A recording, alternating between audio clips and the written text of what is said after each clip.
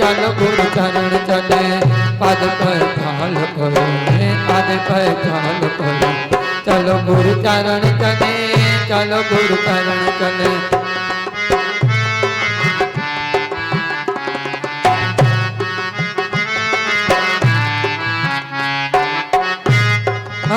गंगा जल की पावन धारा गुरु चरणों में चढ़ाएंगे हो गुरु चरणों में चढ़ाएंगे वो पावन गल की गंगा धारा गुरु चरणों में चढ़ाएंगे हम गुरु चरणों में चढ़ाएंगे चलो गुरु चरण चले चलो गुरु चरण चले चलो गुरु चरण चले चलो गुरु चरण चले पद पर ढाल करो पद पर ढाल करो चलो गुरु चरण चले चलो गुरु चरण चले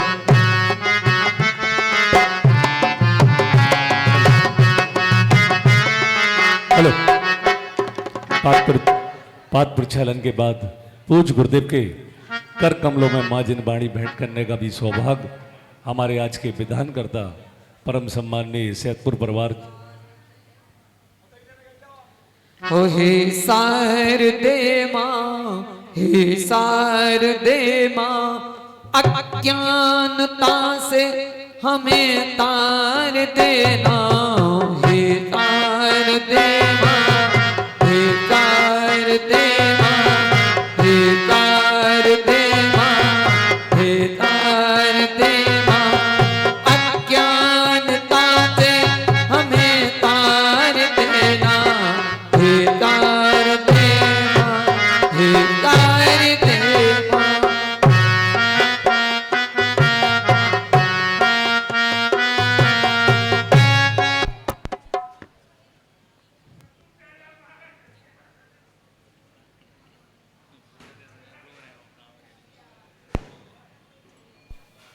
हेलो सम्मान की श्रृंखला में आज हम सभी का परम सौभाग्य है कि आज हमारे बीच में पूज्य गुरुदेव के गृहस्थ जीवन के बहन बहनोई जो कि हमारे पूज्य मुनि श्री विनोद सागर जी महाराज जी के माता पिता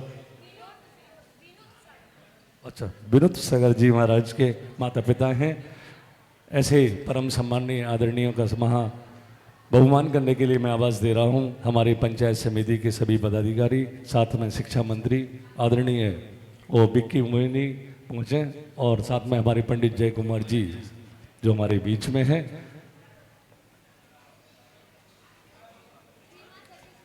और हम वो आए और पूज्य गुरुदेव के पावन श्री चरणों में श्रीफल अर्पित करें और साथ में फिरोजाबाद से हमारे बीच में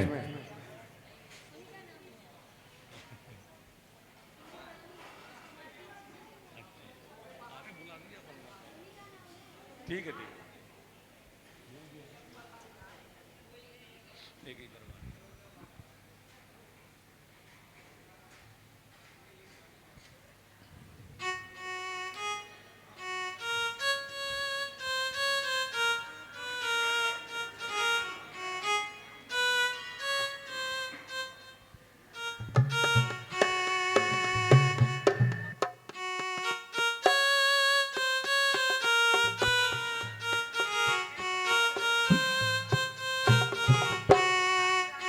और मातृशक्ति के सम्मान के लिए और आज हमारे जो विधानकर्ता पुण्यार्जक परिवार है उनका भी सैदपुर परिवार का बहुमान करेंगे हमारे पंचायत समिति के पदाधिकारी, शिक्षा मंत्री जी बिक्की मोहिनी और मातृशक्ति का करने का सौभाग्य मिला है श्रीमती प्रियंका टड़िया, निर्मला चाची जी, आशु जैन मड़ावरा और कविता जैन गौना पहुँचे और मातृशक्ति का बहुमान करेंगे।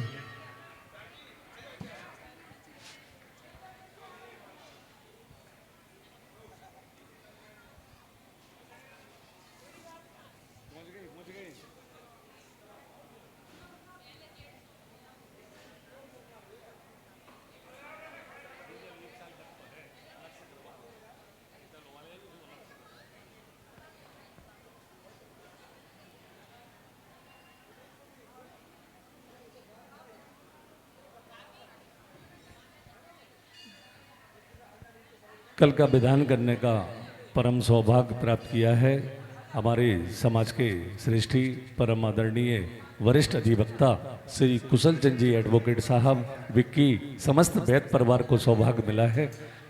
यदि उनके परिवारजन यहाँ पर हों तो आए पूज्य गुरुदेव के पावन श्री चरणों में श्रीफल अर्पित कर आशीर्वाद लें।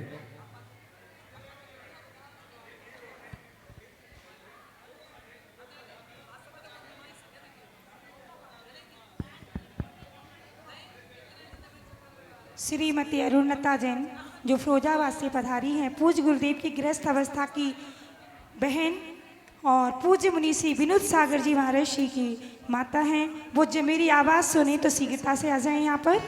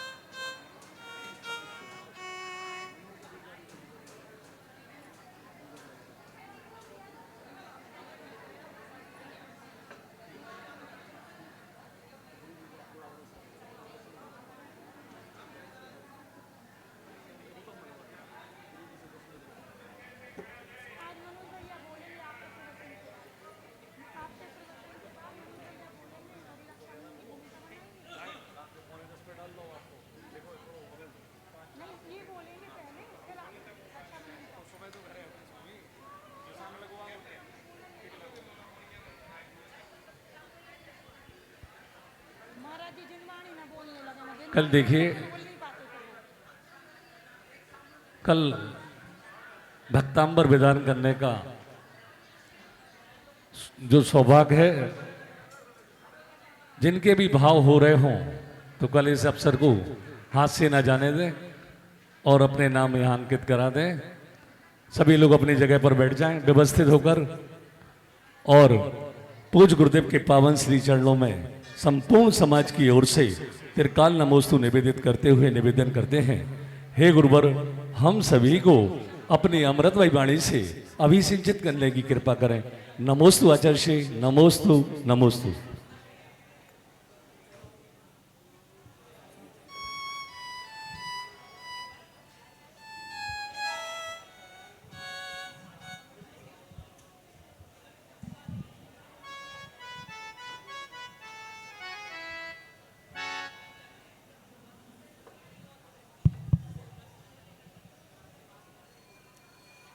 सभी लोग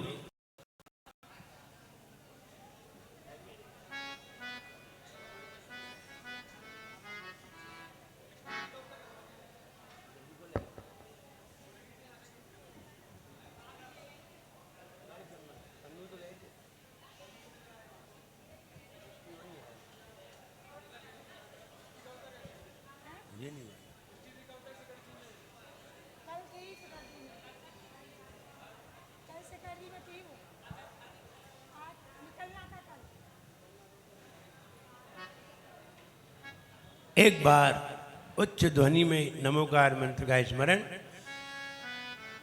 ओम नमो अरिहंताणम, ओम नमो अरिहंताणम, ओम नमो सिद्धाणम, ओम नमो सिद्धाणम, ओम नमो आयर्याणम, ओम नमो आयर्याणम, ओम नमो वज्रायणम, ओम नमो वज्रायणम, ओम नमो लोय अवदाउनम, ओम नमो लोय कवचाहुणम, ओम नमो लोय अवदाउनम, ओम नमो लोय कवचाहुणम। जने कजरा से आदिना गणपतिनाथ भगवान की जय हो, एक गजारा श्री पार्श्वनाथ भगवान की जय हो, एक गजारा श्री महावीर भगवान की जय हो, परम पूज्याचार्य श्री मानतुंग मुनि महाराज की जय हो, परम पूज्याचार्य गुरु श्री विराट भगति गुरुदेव की जय हो, हिंसामयी जैन धर्म की जय हो। बोले उच्चारणाचार्य परम पूज्य आचार्य श्री श्री विनम्र सागर जी महामुनिराज की, समस्त आचार्य संघ की, समस्त आरिका संघ की। मन मंदिर में जाया कर, मन मंदिर में जाया कर, झाड़ू रोज लगाया कर। मन मंदिर में जाया कर, झाड़ू रोज लगाया कर।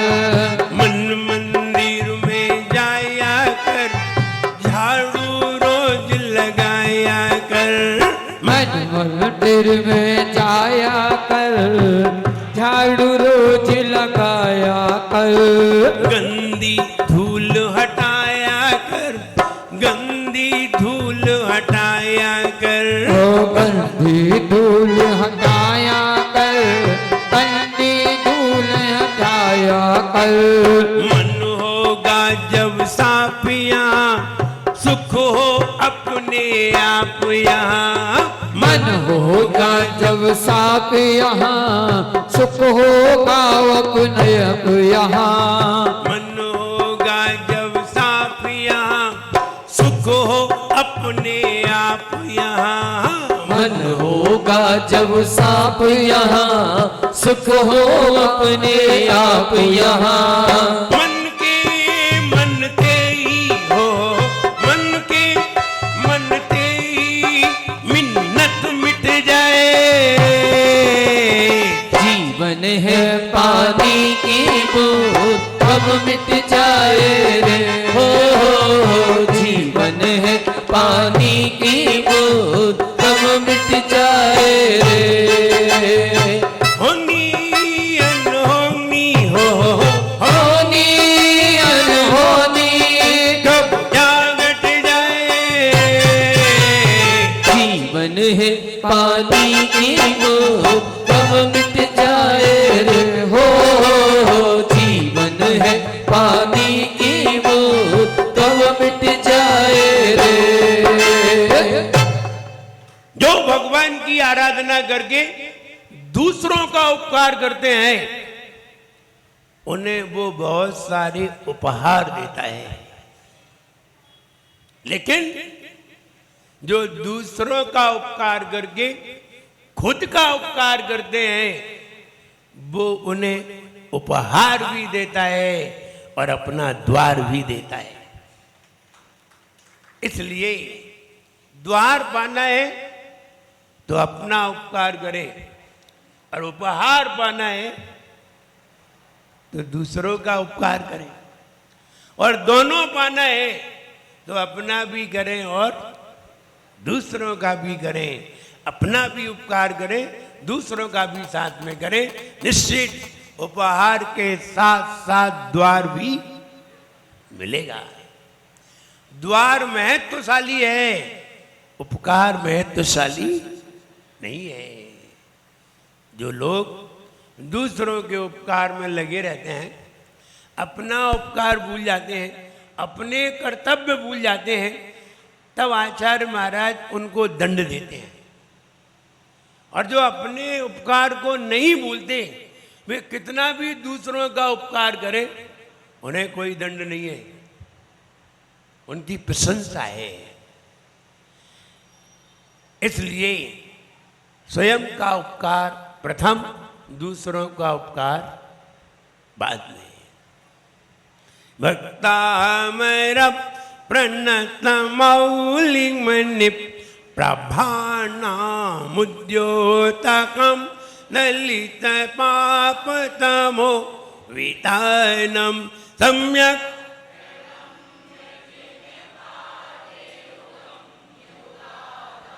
वलंबनं भवजले तुभ्यं नमः त्रिभुवनार्तिहराय नाथ तुभ्यं नमः क्षितितलामलभूषणाय तुभ्यं नमः।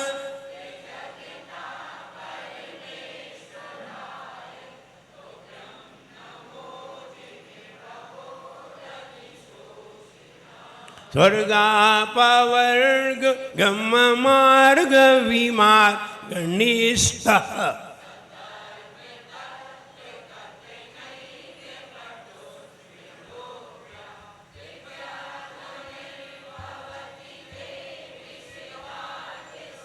दिव्यत ब्रेक लगा के दिव्यत ध्वनिर्भवति ते विशदार्थ सर्व भाषा स्वभाव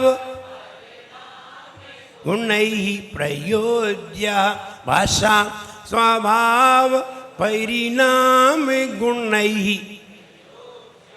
आइए 36 नंबर छंद पढ़ते हैं। उन्निद्रहे नव पंकज पुंज कांति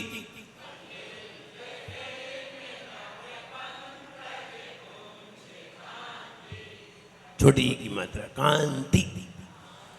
उन्निद्रहे नव पंकज पुंज कांति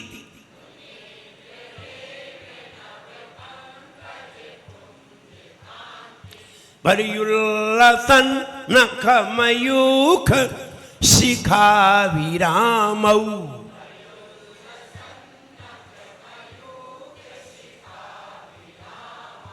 पर्युल्लसन नख मयूख शिखा विरामौ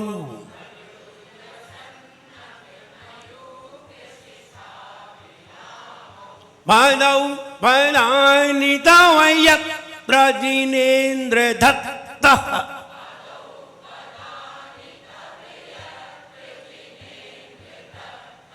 पादौ पदानि तव यत्र जिनेन्द्र दत्तः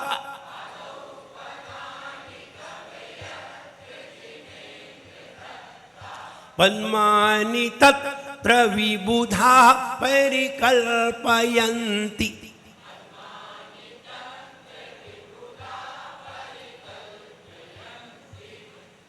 पद्मानि तत्र विबुधा परिकल्पयन्ति।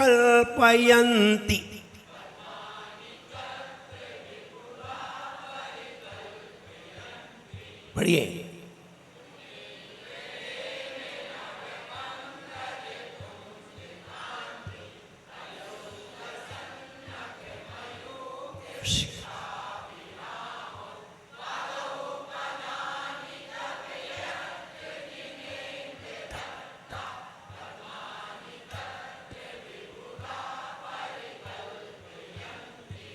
Any problem? लक्ष्मी प्रदायक सभी लक्ष्मी। कौन सी लक्ष्मी चाहिए?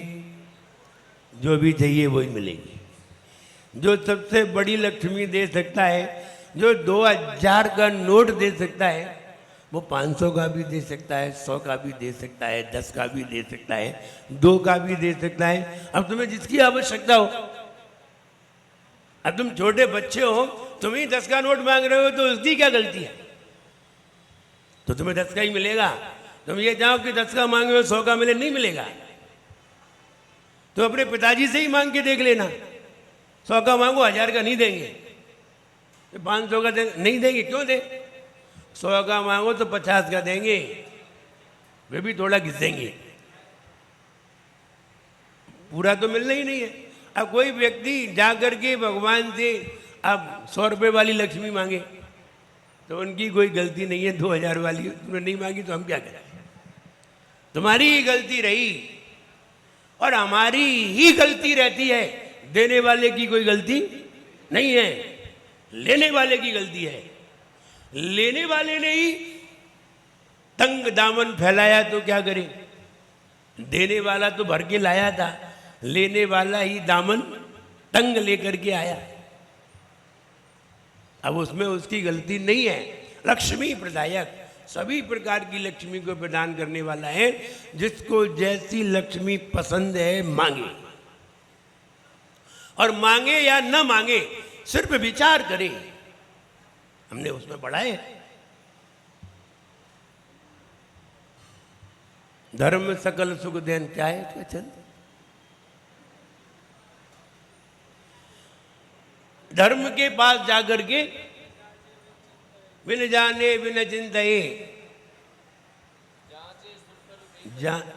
जांचे सुर तरु देते हैं। वो याद नहीं आ रहा है, तुम्हारे से समझो कि धर्म के पास जाकर के हमें मांगने की जरूरत नहीं पड़ती, यहां तो बिन मांगे ही मिलता है। वो कल्प वृक्ष है, वहां पर जाकर को मांगना पड़ता है, कहना पड़ता है, तब वो वाली चीज तुम्हें प्राप्त होती है। और यहां तो बिन जांचे बिन चिंतये,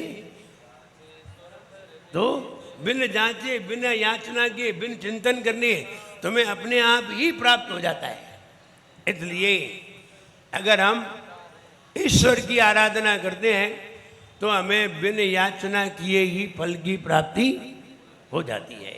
हम ये कहना चाहते हैं, यहाँ आपके लिए बिल्कुल छूट है, कोई सी भी लक्ष्मी की आप डिमांड कर सकते हैं, कोई भी लक्ष्मी की चाह रख सकते हैं। जैसा तुम्हें ज्ञान होगा वैसी ही पाने की इच्छा होगी, जैसा ज्ञान नहीं होगा वैसा नहीं पा सकते। जो घोड़ी पे चढ़ने जा रहे हैं वे मोक्ष की भावना नहीं करते, बोले वो वाली लक्ष्मी की हमें जरूरत नहीं है अभी, जब वो वाली की पड़ेगी तब देखेंगे, अभी तो दूसरी लक्ष्मी की जरूरत है। ये बात अलग है कि नेमिनाथ भगवान गए, अब बीच में उन्हें ऐसे दृश्य मिल गए कि वे वो वाली लक्ष्मी भूल गए, दूसरी लक्ष्मी के पीछे पड़ गए। गए तो दूसरी लक्ष्मी के लिए ही थे, वो तो उन्हें बीच में ज्ञान जागृत हो गया। लेकिन ऐसा वर्तमान में कम देखा जाता है। गए हों बारात लेके और चले गए हों दूसरी जगह, ऐसा बहुत कम देखा जाता है। तो नेमिनाथ भगवान को आज तक याद किया जाता है, और भगवान को इस मामले में याद नहीं किया जाता, सिर्फ नेमिनाथ भगवान को याद किया जाता है। तो ऐसे दृश्य ज्ञान होने पर ही उपजते हैं। हम ये कहना चाहते हैं, जैसा ज्ञान होता है वैसी ही डिमांड होती है, जैसा ज्ञान नहीं है वैसी डिमांड नहीं कर सकते। जो तुम्हें याद है, मालूम है, जानते हो, वही चीज मांगोगे।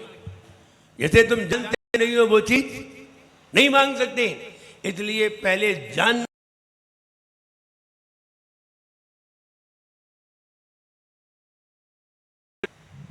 इसलिए पहले जानो, कोई भी चीज मांगने के पहले क्या मांगना चाहिए भगवान से, और क्या चीज है भगवान के पास, कौन सी चीज सबसे बड़ी है वो मांगो।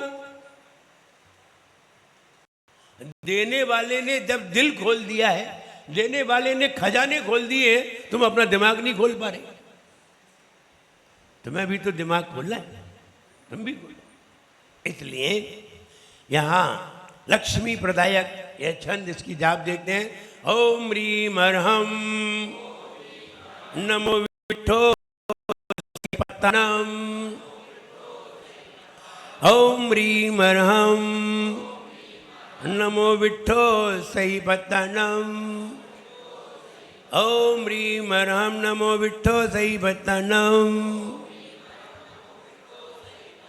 ऐसे मुनि महाराज जो भोजन पानी करते हैं, भोजन लेते हैं, पान लेते हैं, सब लेते हैं, और ऐसा नहीं है उनके शरीर में मलमूत्र नहीं होता, होता है, लेकिन उनके शरीर का मलमूत्र औषधि बन जाता है।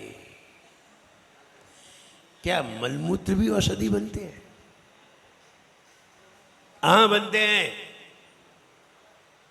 मलमूत्र भी औषधि बनते हैं। जब आप कोई ऐसे ग्रंथ पढ़ेंगे तो उसमें एक ग्रंथ में मैं पढ़ रहा था, कबूतर की बीट चावल के माण के साथ अगर कोई महिला उसे ग्रहण करे,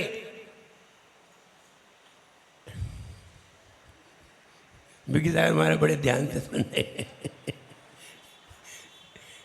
कबूतर की बीट चावल के माड़ के साथ कोई महिला ग्रहण करे तो उसको गर्व ठहरता है। अब लिखा है कबूतर की बीट। अब बताओ उसकी बीट औषधि बनी कि नहीं? ऐसा नहीं है मलमूत्र औषधि नहीं होते। आप बाबा रामदेव का जो भी सिरप पियोगे ना, सब में गाय का मलमूत्र मिलेगा, तो औषधि है कि नहीं है? ऐसा नहीं है मलमूत्र औषधि नहीं होते, होते हैं। लेकिन वे मुनि महाराज जो तप के द्वारा शरीर का उनका मल मूत्र भी औषधि बन जाता है, वे मुनि महाराज विट्ठो सही रिद्धिधारी होते हैं। ये रिद्धि है और ऐसी रिद्धि प्राप्त होती है। हाँ, ये बात अलग है कि हर किसी के लिए औषधि नहीं बन सकते, लेकिन किसी किसी के लिए तो औषधि बन सकते हैं। इसलिए जिनके मल मूत्र भी औषधि बन जाते हैं, भले क्षेत्र में विराजमान उन मुनि महाराज को मेरा मन से, वचन से, काय से बारंबार नमस्कार हो गई।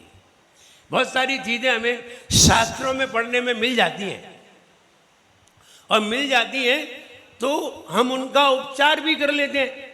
ऐसा नहीं है रसायन शास्त्र जैन धर्म में नहीं है रसायन शास्त्र जैन दर्शन में है। भूबलय ग्रंथ एक ग्रंथ है, मुझे नहीं लगता है ललितपुर में होगा। भूबलय ग्रंथ महाराज की बात रखा है, उसमें रसायन की चीजें लिखी हैं। सोना बनाने की विधि लिखी है, 5 चीजें मिलाओ सोना बनेगा। बोले वही बता दो। तो उसमें रसायन शास्त्र में सारी चीजें लिखी रहती हैं, तो उसको उसका जो अध्ययन करें और जो पढ़ते हैं तो उन्हें उसके ज्ञान हो जाते हैं, बता देते हैं। जैसे घुंगची आती है, जैसे आप बोलते हैं रत्ती, सोने की दुकान पे रत्ती लाल और काली होती है, आधी काली आधी लाल, पेड़ में लगती है ये। हम जब रास्ते में निकल रहे थे बांदरी से, तो वहाँ बीच में पेड़ों में वो घुंगची मिली थी, पेड़ में लगती हैं। तो उसको पानी में घिसिए और पानी में घिस करके सफेद दाग पर लगा लीजिए, सफेद दाग ठीक हो जाते हैं। शरीर में किसी किसी के सफेद दाग हो जाते हैं, तो घुंगची पानी में घिस करके लगा लीजिए, ठीक हो जाते हैं। ऐसा रसायन शास्त्रों में लिखा है। अब लिखा है, हमने बता दिया, हमने पढ़ा था इसलिए बता दिया। तो कोई कोई चीजें ऐसी होती हैं जो शास्त्रों में लिखी होती हैं और कोई पढ़ लेते हैं तो बता देते हैं। बबूल के बीज, अगर उसका पाउडर चाशनी में 1 चम्मच लिया जाए तो शरीर की हड्डी मजबूत हो जाती है। कितना बढ़िया सरल तरीका। क्या जरूरत है कैल्शियम टैबलेट खाने की? बबूल के बीज, उसका पाउडर पीस करके 1 चम्मच चाशनी में ली जाए, महीने भर में तो मजबूत हो जाएगी। तुम्हारी कहीं फ्रैक्चर होगा ना तब ठीक हो जाएगा, बिना प्लास्टर के। तो इसलिए बहुत सारी चीज़ें लिखी रहती हैं। विट्ठो सही बत्ताणम वे मुनिराज हैं जिनके औषधि बन जाते हैं, धन्य वे मुनि महाराज। आइए अर्थ देखने के लिए। अजय महाराज को मालूम, मुझे नहीं मालूम। बोले महाराज बता रहे हैं द्रोणगिरी में ऐसे पेड़ हैं, उनके पत्ते को घिस करके लगाने से बाल काले हो जाते हैं। जिनके बाल नहीं होते उनके बाल आ जाते हैं। अब हमने तो देखा नहीं है। आइए चित्र में देखते हैं। चित्र में आदिनाथ भगवान विराजमान, और आदिनाथ भगवान खड़े हुए हैं। इसलिए खड़े हुए हैं कि ये बिहार का है, ये छंद बिहार करने के समय का है, इसलिए भगवान को खड़ा किया गया। अब भगवान के चरणों के नीचे कमलों को बिछाने वाला है, तो भगवान के चरण भी होना चाहिए, और अगर बैठ जाएंगे तो भगवान के चरण दिखाई नहीं देंगे। इसलिए प्रतिमा को, खड़ी प्रतिमा को रखा गया। और भगवान के नीचे कमल को रखा गया। देव लोग जब भगवान विहार करते हैं तो देव लोग भगवान के चरणों के नीचे सोने के कमल लगा देते हैं। विशेषता ये है, एक बार भगवान ने किसी स्वर्ण कमल पर अपना पैर रख दिया तो दोबारा उस स्वर्ण कमल को यूज नहीं करते। एक बार यूज किया और फेंक देते हैं। बोले आप तो ये बताओ भगवान आ कहाँ रहे हैं? तो फेंक देते, हम तो कमल देखेंगे, भगवान जहाँ जा रहे जाने दो। अपन तो पीछे से कमल की रचना देखेंगे कहाँ है। तो स्वर्ण कमल नए नए दोबारा यूज नहीं होते, यूज करके और फेंक देते हैं देव लोग। अब दोबारा कदम रखेंगे, दूसरा कदम रखेंगे तो दूसरा कमल होगा, वो भी नया होगा। वही नहीं भाई पुराना उठा के रख दे। एक बार हम कहा एक जगह गए तो वहां हम जहां भी आहार करने जाते वही पाटा मिलता। तो हमने कहा ये पाटा ही चौके में घूम रहा है, लगता है यही विशेष पाटा है। तो जहां जाते वही पाटा मिलता। तो हमने कहा लगता है लोगों के यहाँ दूसरे पाटे हैं नहीं, जिससे जी दूसरे का मांग के लाते हैं, और वही वही पाटा जहाँ जाए वहाँ।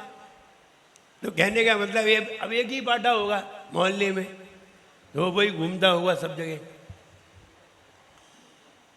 तो जहाँ भगवान चरण रखते हैं, पैर रखते हैं, तो वो देव लोग कमल बिछा देते हैं। क्यों बिछाते हैं? देखो भक्ति कई तरीके की होती है, भक्ति कई तरीके की होती है, और भक्ति का एक तरीका नहीं बताया है कि भक्ति के इतने तरीके हैं, नहीं, कितने भी तरीके हो सकते हैं भक्ति के। महाराज जा रहे हैं, रास्ते में जा रहे हैं, कोई व्यक्ति आ गया छाता लेके आ गया, ये भी एक भक्ति है। कोई व्यक्ति पाटा लेके आ गया, महाराज थक गए थे बैठना था तो पाटा लेके आ गया घर से उठा के, ये भी एक भक्ति। कितने तरीके हैं, भैया वृत्ति कर रहा है ये भी एक भक्ति है, हवा कर रहा है ये भी एक भक्ति है, पूजा कर रहा है ये भी एक भक्ति है। कितने तरीके की भक्ति हो सकती है हम कह नहीं सकते। इसलिए यहाँ पर वो देव लोग चरण के नीचे कमल बिछा देते हैं जब भगवान विहार करते हैं। अब कब बिछाएंगे कमल? भगवान बैठे हैं तब तो बिछा नहीं सकते, तब बहुत बड़ा कमल लगा दिया, उस पर बिठा दिया। अब भगवान जैसे चलने तो दो, देव लोग बिल्कुल तैयार खड़े रहते हैं। जैसे कई लोग ऐसे होते हैं, महाराज को बिहार तो करने दो, हम बिल्कुल तैयार हैं बिहार करने के लिए। सब लोग नहीं जाते,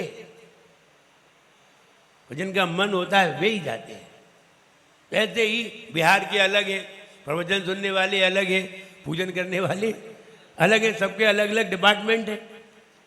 तो अलग अलग कार्य में सब लोग आगे आ जाते हैं, और जब लड़ने का नंबर है तो अलग है,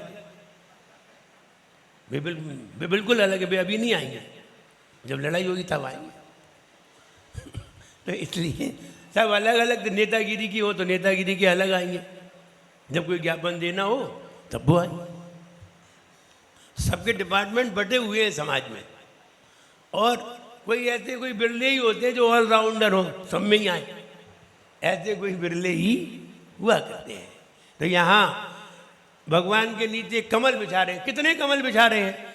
तो कहते हैं एक तो सेंटर में, बीच में, 7 आगे 7 पीछे, ऐसे 15 पंक्ति बनाते हैं। एक बीच में, 7 आगे 7 पीछे, 15 पंक्ति बनाते हैं। 15 पंक्ति होती हैं, और एक पंक्ति में 15 ही होते हैं। 15 में 225 कमलों की रचना भगवान के विहार करते समय होती है। भगवान कहाँ होते हैं? आकाश में। कितने ऊंचे? लगभग 9.5 किलोमीटर, 30,000 फीट ऊपर,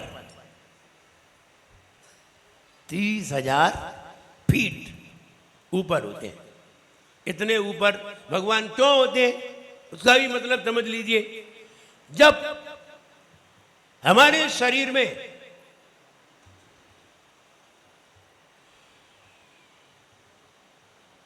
बादर निगोदिया जीवों की समाप्ति हो जाती है, जब हमें भूख प्यास लगना बंद हो जाती है, तब एक रिद्धि प्राप्त होती है और शरीर इतना हल्का हो जाता है कि जमीन से 5000 ऊपर 5000 धनुष ऊपर उठ जाता है, इतना हल्का हो जाता है। जब हमें भूख प्यास नहीं लगती तब। भाई भूख प्यास क्यों लगती है? भूख प्यास क्यों लगती है? अछाता वेदनी कर्म के कारण भूख प्यास लगती है। किसी को बहुत भूख लगती है, बहुत खाता है, दिन भर खाता रहता है, और कोई व्यक्ति एक बार ही खाता है। जो व्यक्ति पुण्यात्मा होते हैं वे कम खाते हैं, और जो जितने ज्यादा पापी होते हैं वो उतना ही ज्यादा। जो ज्यादा खा खा के जाते हैं उनको आगे खाने को नहीं मिलता, और जो कम खा के जाते हैं उनके भंडारे भरे पड़े रहते हैं, वो कम खाते हैं। इसलिए कम खाना चाहिए, ज्यादा कम खाओगे तो देवगति में जाओगे, और ज्यादा खाओगे तो फिर वहां गाओगे तीन लोक को, पर एक चना का दाना भी नहीं मिलेगा, क्योंकि बहुत खा के गए। तो ज्यादा खा के जाओगे तो नरक में, कम खा के जाओगे तो स्वर्ग में। एक बार खाओ स्वर्ग में जाओगे, क्योंकि एक बार खाओगे तो दिन में ही खाओगे, फिर तो कुछ खाओगे ही नहीं, और नहीं खाओगे तो निश्चित स्वर्ग में जाओगे। एक बार खाने से बहुत लाभ है, बहुत सारे लाभ हैं। एक छोटा सा लाभ सुन लीजिए। आप एक बार खाते हैं, हम एक बार खाते हैं, एक बार अपना मुंह खोलते हैं खाने के लिए, बोलने के लिए तो दिन भर बोलते हैं। एक बार खाते हैं, और एक बार खाने में मुझे मान लीजिए 1 घंटा लगता है, तो एक साल में कितने घंटे लगे? 365 घंटे। 365 घंटे में हम 5-10 तो उपवास तो कर ही लेते हैं। 5 उपवास मान लीजिए, अरे ज़्यादा करते हैं। एक साल में कम से कम 15-20 तो उपवास हो ही जाते हैं। हाँ, किसी 50 भी हो जाते हैं। तो कहने का मतलब 15-20 उपवास, हम 5 उपवास मानते हैं। 5 उपवास माने तो हमने कितने घंटे भोजन किया? 360 घंटे। एक दिन कितने घंटे का? भाग दीजिए, 15 दिन आए। यानी हमने भोजन किया है पूरे साल में कितने दिन? 15 दिन। उपवास 350 दिन। 350 दिन हम निराहार रहे हैं, चारों प्रकार के आहार का त्याग किया है हमने, पानी तक नहीं पिया। 350 दिन 365 में। अब हम लोगों को स्वर्ग नहीं होगा तो क्या तुम लोगों को होगा जो दिन भर खाती? वो स्वर्ग में पहुंच गए, बहुत सारे लोग लाइन में लगे थे, वेटिंग में। द्वारपाल खड़ा था, पूछ रहा था तुमने कौन सा काम किया तो तुम स्वर्ग में आए हो? बोले हम बाल ब्रह्मचारी हैं। बोले लाइन से खड़े हो, साइड में खड़े हो। साइड से खड़ा कर दिया, अंदर नहीं जाने दिया। तो बाल ब्रह्मचारी थे। दूसरा आया, बोले तुमने कौन सा काम किया? बोले हम तो शादीशुदा हैं। आइए अंदर आइए। अंदर किया क्या? बोले क्यों? बोले तुमने कौन से दुख झेले? वो ब्रह्मचारी से कहा तुम्हें कौन से दुख रहे? तुम तो बेकार में ही स्वर्ग आए हो, वही धरती पे ही स्वर्ग था तुम्हारे लिए, क्या के लिए यहाँ आए?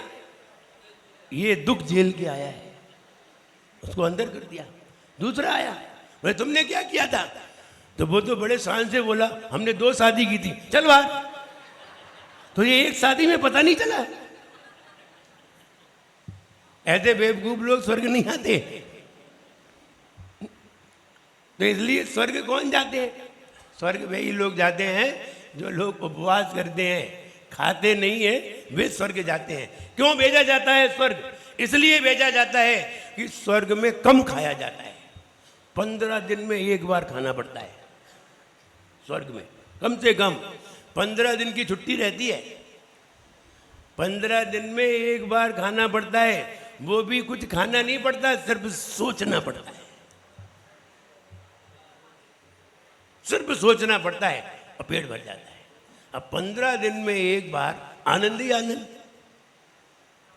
और वहां तो देखो सरवार सिद्धि में 33,000 वर्ष में एक बार खाते हैं, सिर्फ सोचते हैं बस।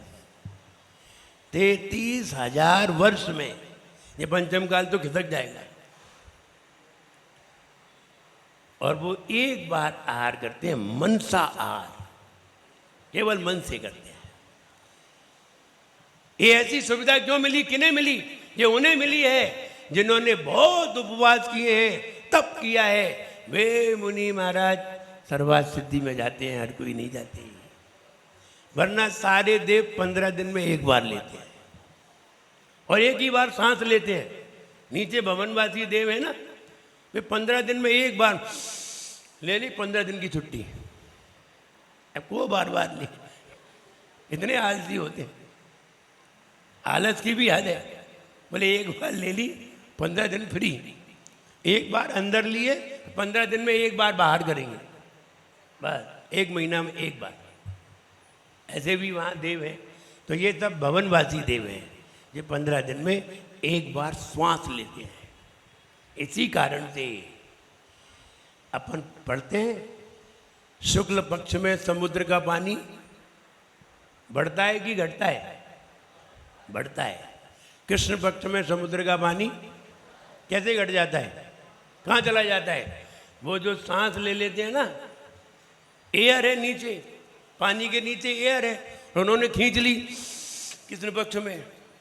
अब वो हवा तो उनने ले ली, अब वो ऊपर से पानी खिसका, समुद्र का पानी खिसकेगा जैसे ही हवा कम होगी, और जैसे ही उनने छोड़ी तो पानी आगे बढ़ेगा। तो उनके श्वास के कारण समुद्र का कृष्ण पक्ष में पानी घटता है, शुक्ल पक्ष में पानी बढ़ता है। इसीलिए बढ़ता है, घटता है। तो ये जानकारी कैसे मिलती है? जब आप शास्त्र पढ़ेंगे तब आपको इनका ज्ञान होगा, नहीं तो इनका ज्ञान नहीं होगा। लोग कितना भी कहते रहे कि हम चांद पर पहुंच गए हैं, कोई नहीं पहुंचा, उल्लू ना बनाओ। वहां देवलोक रहते हैं, देवलोक में मनुष्य नहीं जा सकते। देवलोक मनुष्य में आ सकते हैं, लेकिन मनुष्य देवलोक में नहीं जा सकते। कौन सा चांद है? होगा कोई दूसरा। बहुत सारे ग्रह लोक में घूम रहे हैं, चांद नहीं है। चांद के पहले सूरज है। आप पहले ज्योतिष पढ़िए, नहीं तो रविवार पहले क्यों आता? सोमवार आता पहले, रविवार पहले है, उसके बाद सोमवार है। लेकिन अब वो कह रहे हैं, कहने दो, क्योंकि बहुत सारे ग्रह घूम रहे हैं। मैं एक विचार कर रहा था, कोई व्यक्ति वीडियो दिखा रहा था, तब हमने ये सोचा, हमने ये तो बताओ, चांद पे तुम पहुंचे हो तो चांद पे रोशनी किसकी आ रही है ऊपर से? चांद पर ऊपर से रोशनी किसकी आ रही है? इसकी प्रतिछाया क्यों पड़ रही? अगर चांद की है तो आप ऊपर गए हो तो नीचे से जाएगी रोशनी, नीचे से जाएगी, और नीचे से जाएगी तो उसकी छाया पड़ेगी ही नहीं। और अगर तुम्हारे विमान की छाया पड़ रही है तो ऊपर से रोशनी किसकी आ रही है? ये बताइए। तो ऐसे तर्क करने वाले कौन है वहां? जो तर्क करता है उसे मार दिया जाता है। वैज्ञानिक लोग उसे ही मरवा देते हैं। तो इसलिए अपनी प्रतिष्ठा के लिए तो ऊपर से रोशनी किसकी पड़ रही है ये भी तो बताया जाए। और अगर चांद पर रोशनी जा रही है तो किसकी? सामने वाले से हैलोजन से रोशनी आ रही है, तो आ रही है तो जा तो नहीं रही। आप वहां कोई चीज डालिए उसका प्रतिबिंब पड़ेगा ही नहीं, किसकी छाया पड़ रही है? इसलिए कोई तर्क नहीं इनमें। और वो समझते हैं हम पहुंच गए और अपन को क्या करना है, तुम चिल्लाते रहो, होना कुछ नहीं।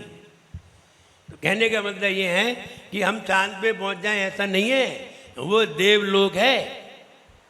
चांद में चंद्रदेव रहता है और 16,000 देव चंद्रमा को खींच रहे हैं। अवयोग नाम के देव। कहाँ तुम पहुंचोगे, उसकी स्पीड मालूम है? उसकी स्पीड लाखों किलोमीटर की है, एक मिनट की, लाखों किलोमीटर की। तुम्हारा विमान कितना चलेगा?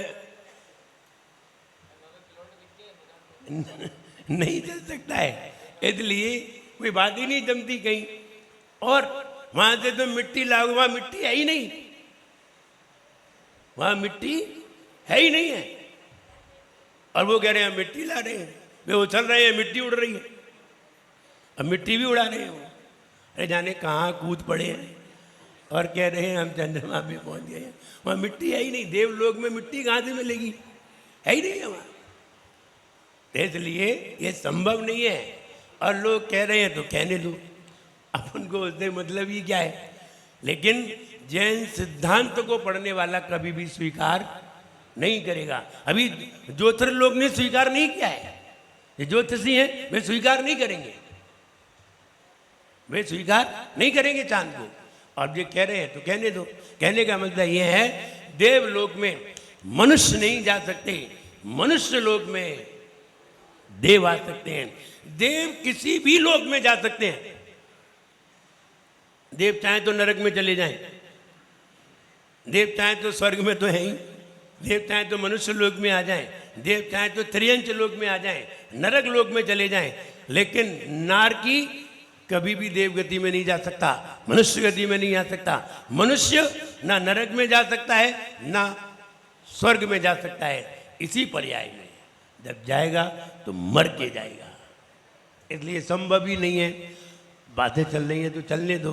चित्र में देखते हैं आदिनाथ भगवान के नीचे कमल बिछाए जा रहे हैं, देव लोग कमल बिछाते हैं। और देखिए क्या कहते हैं, उन निद्र, कमल कहते उन निद्र जिनकी निद्रा टूट चुकी है, खिले हुए, उन निद्र, निद्रा जिनकी टूट चुकी है, खिले हुए, हेम स्वर्णमयी, नव नए नए पंकज कमल, पुंज कांति, बहुत सारे, निकलती हुई कांति बहुत सारे, परियुल्लसन, चारों ओर, उनके चारों ओर कांति उनके चरणों से भी निकल रही है, नख से, नख भगवान के नख से किरणें निकल रही हैं। नख मयूख शिखा विरामऊ, और उसकी शिखा से अग्रभाग से सुंदर किरणें निकल रही हैं। भगवान के चरणों से भी किरणें निकल रही हैं। और कमल स्वर्णमयी है। तो कह रहे हैं खिले हुए कमल, खिले हुए स्वर्णमयी कमलों का समूह, और चारों तरफ, और उस पर भगवान की नख से निकलती हुई सुंदर किरणें। पादऊ, भगवान जहां अपने दोनों कदम, अब भगवान है, भगवान कैसे चलते हैं, स्टेप बाय स्टेप, या दोनों पैर स्थिर, दोनों पैर स्थिर करके नहीं चलते, स्टेप बाय स्टेप जैसे अपन लोग चलते हैं, बिल्कुल वैसे ही चलते हैं। तो वैसे ही चलते हैं, तभी तो एक कदम के नीचे रखेंगे, दूसरे के नीचे रखेंगे, वरना दोनों के नीचे कैसे रखेंगे। इसलिए स्टेप बाय स्टेप, कदम बाय कदम चलते हैं। जो आकाशगामी रिद्धिधारी मुनिराज होते हैं उनके लिए छूट होती है, वे स्टेप बाय स्टेप भी चल सकते हैं, दोनों कदम को ऐसे रख करके भी चल सकते हैं, वे बैठ करके भी चल सकते हैं, वे लेट करके भी चल सकते हैं, जा सकते हैं। उनको सब प्रकार की रिद्धि है, आकाशगामी रिद्धि। ये रिद्धि भगवान को भी होती है, ऐसा नहीं है भगवान को नहीं होती, लेकिन भगवान ऐसे चलते नहीं हैं, स्टेप बाय स्टेप चलते हैं। विशेषता होती है, जब भगवान चलते हैं तो जमीन से 5000 धनुष, 30,000 फीट ऊपर चलते हैं। लेकिन विशेषता बता दूं, भगवान जब चलते हैं तो उनका एक ऐसा ओरा बनता है, जैसे ऊपर से कोई फॉक्स डाला जाए तो नीचे कैसा आएगा, ऐसा आएगा, ऐसा ही नहीं आएगा। टॉर्च आपकी छोटी सी है, इतना सा लेंस है, जब फॉक्स जाएगा तो यूं जाएगा, ऐसे ही यूं ओरा बनता है। और ऐसे ओरा में जो लोग भूमि गोचरी होते हैं, जैसे अपन लोग हैं, भगवान के साथ भगवान ने विहार किया, अपन लोग भी उनके साथ विहार करना चाहते हैं, तो उनकी छाया में चलते हैं। नीचे उनका जो प्रकाश होता है उसी उसी छाया में चलते हैं। तो जो छाया में चलेंगे, उन्हीं की प्रकाश में चलेंगे, उन लोगों को बीच में कोई भी बाधा नहीं आएगी। कोई पहाड़ आ जाए हट जाएगा, नदी आ जाए सूख जाएगी, उसके बीच में जो आ जाएगा, वरना नहीं आएगा तो कोई बात नहीं। कोई भी कांटे नहीं होंगे, कंकड़ नहीं होंगे, बिल्कुल बढ़िया रास्ता होगा। तो जो उनके ओरा में रहेगा, बाहर कुछ भी हो सकता है। ये उनके बिहार में होता है। भगवान तो ऊपर चल रहे हैं, देव लोग ऊपर चल रहे हैं, रिद्धिधारी ऊपर चल रहे हैं, लेकिन अपन लोग श्रावक लोग नीचे, उन्हीं के प्रकाश में नीचे श्रावक लोग विहार करते हैं उनके साथ। और जैसे ही समूहरण लगता है तो सीढ़ी पर चढ़ जाते हैं, फिर ऊपर पहुंच जाते हैं। हमेशा सीढ़ी थोड़ी लगी रहती है। तो वहाँ भी इसी तरह की व्यवस्था है। उन्निद्र तो नए नए परियुल्लत पादौ पदानी, दोनों चरण जहाँ जहाँ रखते हैं। पदानी, पदानी माने जो कदम। अब कदम है तो स्टेप बाय स्टेप है, तो दोनों कदम।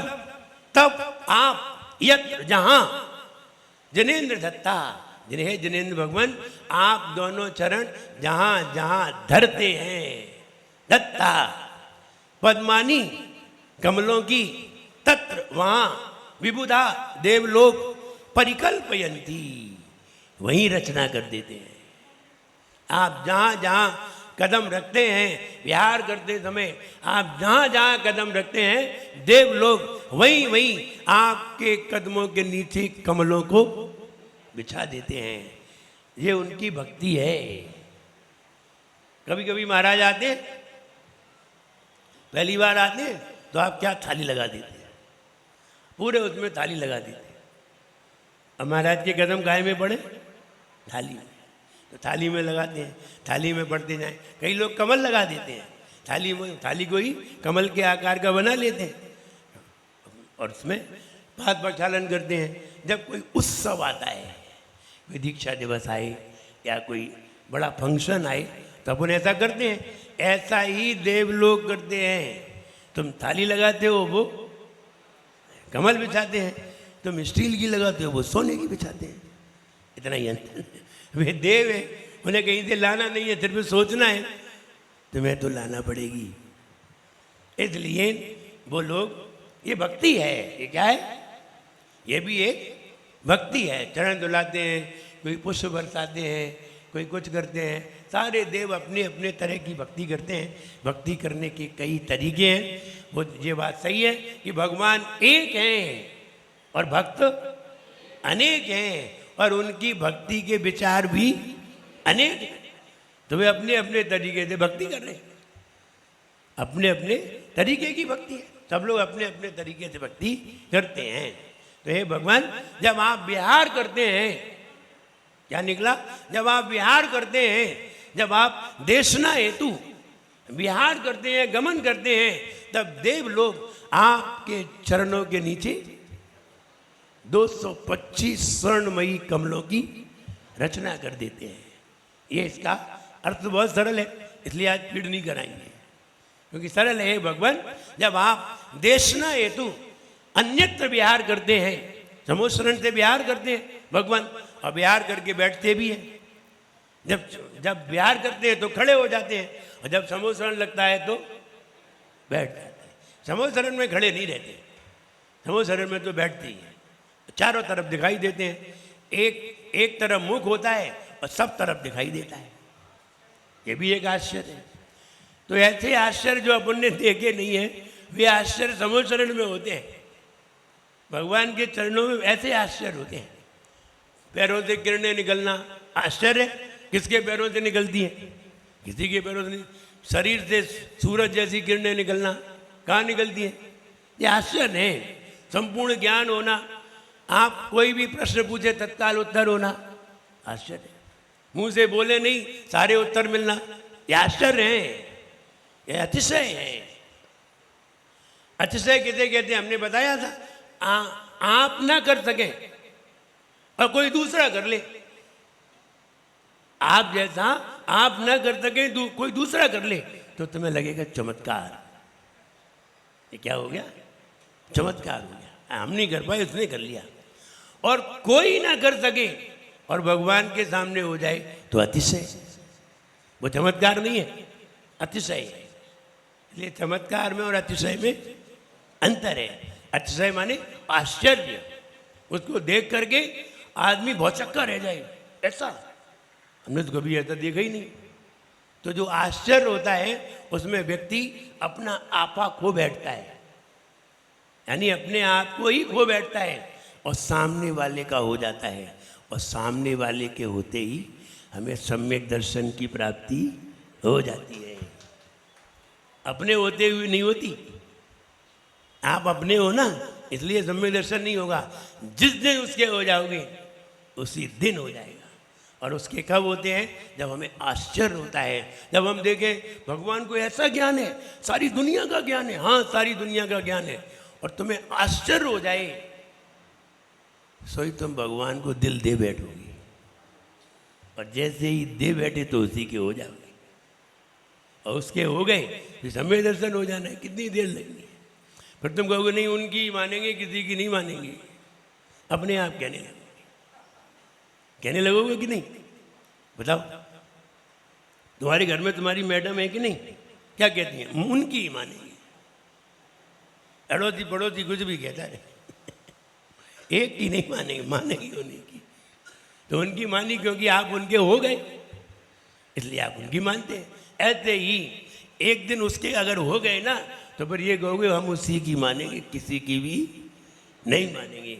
कोई कुछ भी कहता रहे, नहीं मानेंगे किसी की। तो ये सम्यक दर्शन हो जाना है। लेकिन इतना कहने के लिए बहुत बड़ा जिगर चाहिए, बहुत बड़ी ताकत चाहिए। इतना कहना हर किसी के बस की बात नहीं है कि हम किसी की नहीं मानेंगे। और इतना कहोगे तभी संसार से निकल पाओगे, वरना निकल भी नहीं पाओगे। हे भगवान, और निद्र नवीन नवीन कमल, हे भगवान, जब आप देशना हेतु विहार करते हैं तब देव लोग आपके चरणों के नीचे नए नए स्वर्ण कमल बिछा देते हैं। ये उनकी एक उत्कृष्ट भक्ति का प्रतीक है।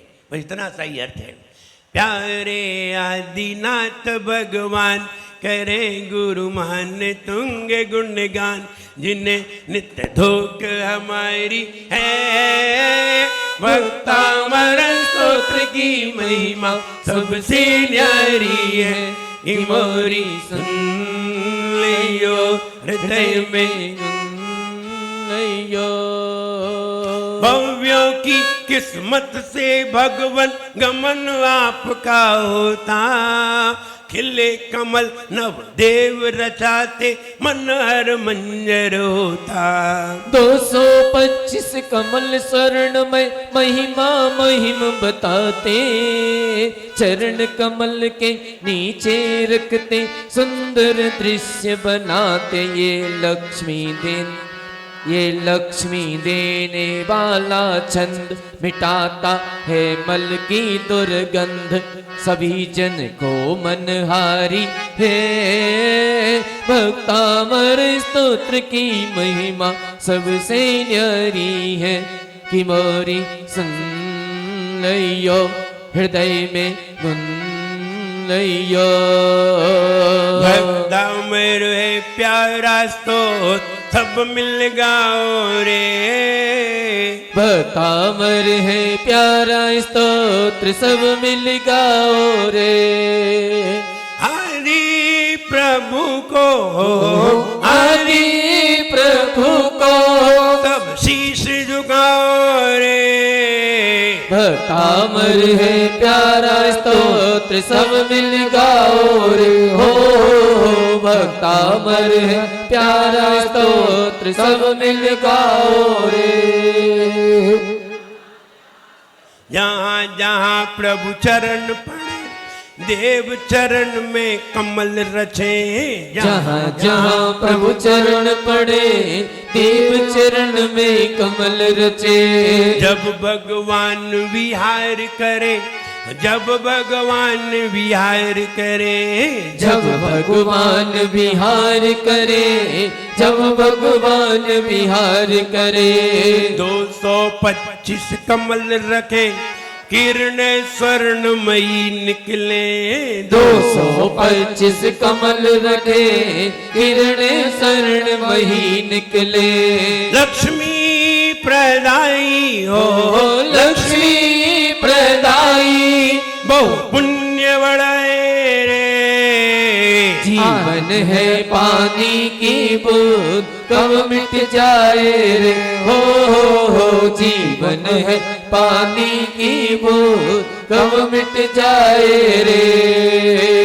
होनी अनहोनी हो होनी अनहोनी कब क्या घट जाए रे।